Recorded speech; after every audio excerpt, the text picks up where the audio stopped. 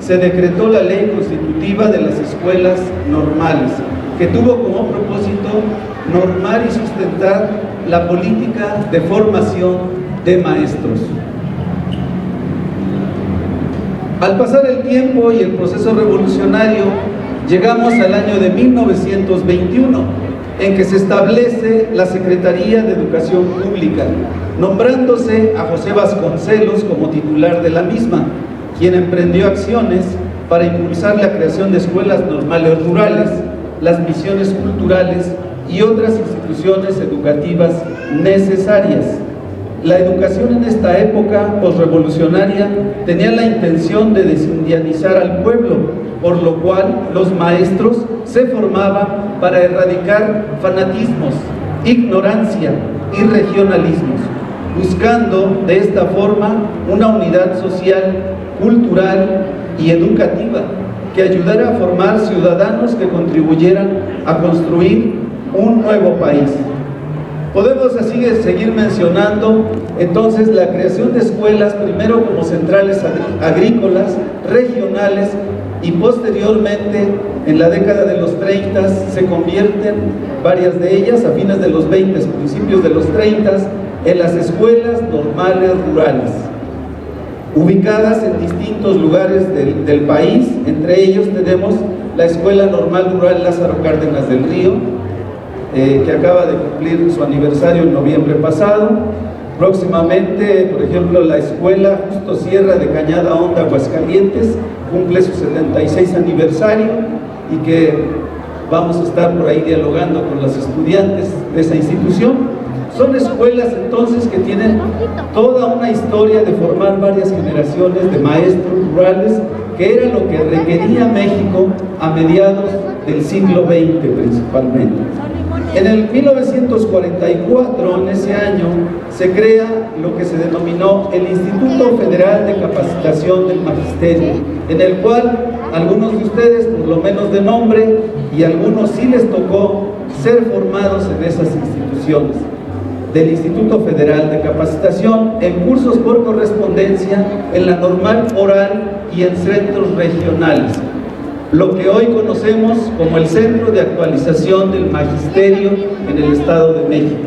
Ese es el antecedente, y que en los años 40, 50 fue denominada por la matrícula que alcanzó como la escuela o la normal más grande de América Latina.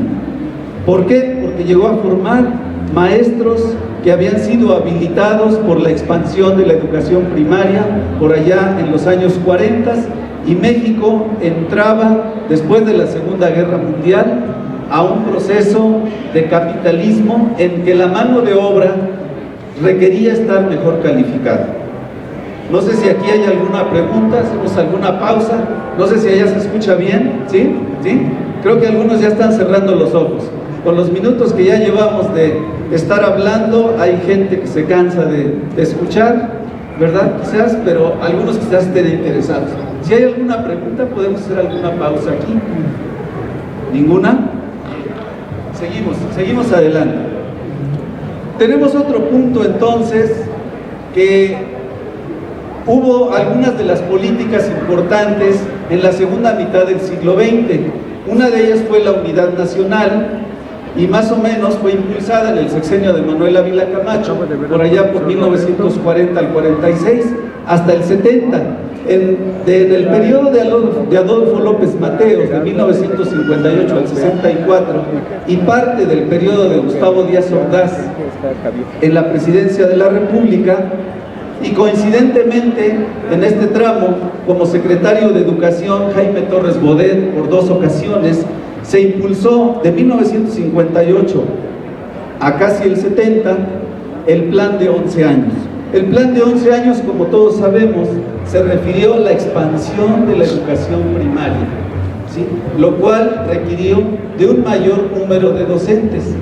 De la improvisación se fue avanzando poco a poco a la profesionalización de la docencia. Y entonces fueron creados los centros regionales de educación normal, como el de Iguala, como el de Ciudad Guzmán, Jalisco, otro en Aguascalientes, y algunos otros que todavía existen actualmente, como en Pachuca, Hidalgo.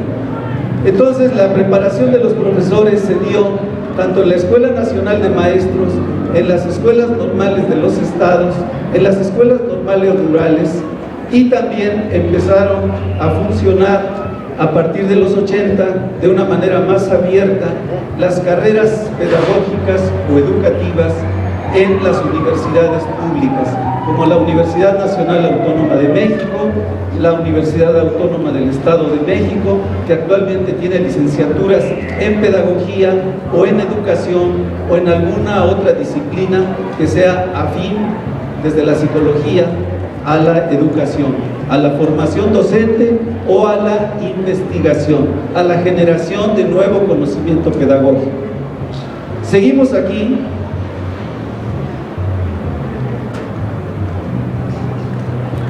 Con otro punto.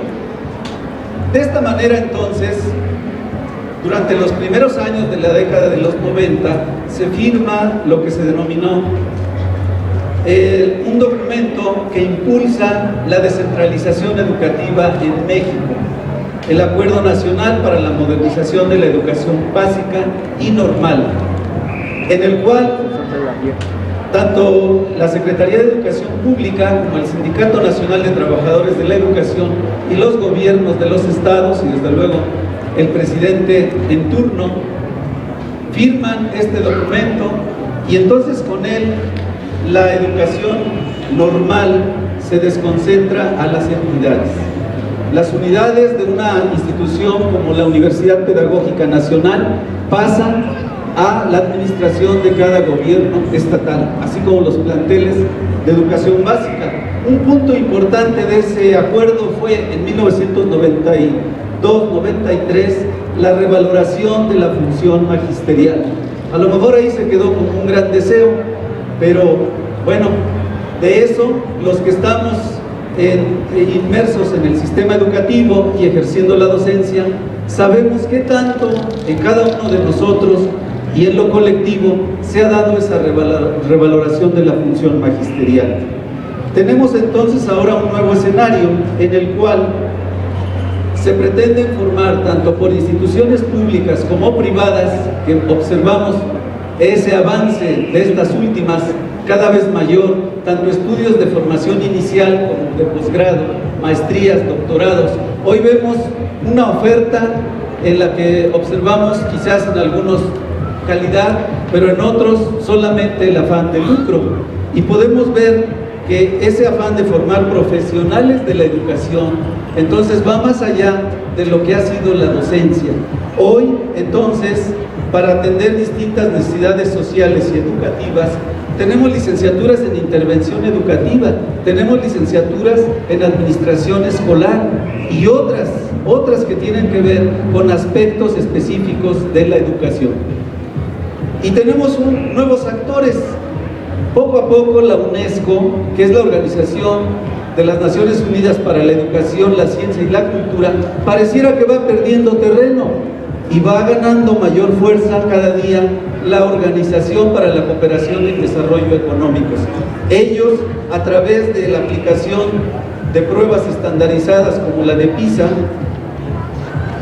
emiten una serie de recomendaciones a gobiernos, a los miembros de esa organización como México. Y entonces son recomendaciones en materia educativa que, si observamos a partir de que las emiten hasta hoy, en 2013, vamos a ver que México paso a paso las está cumpliendo, tanto en la educación básica como en la formación de profesionales de la educación. Esto entonces nos hace pensar en muchas cosas. Una de ellas es revalorar y aprender lo mejor de las maestras y los maestros que nos han antecedido, porque la docencia es uno de los procesos fundamentales en la educación en este país y en cualquier otro.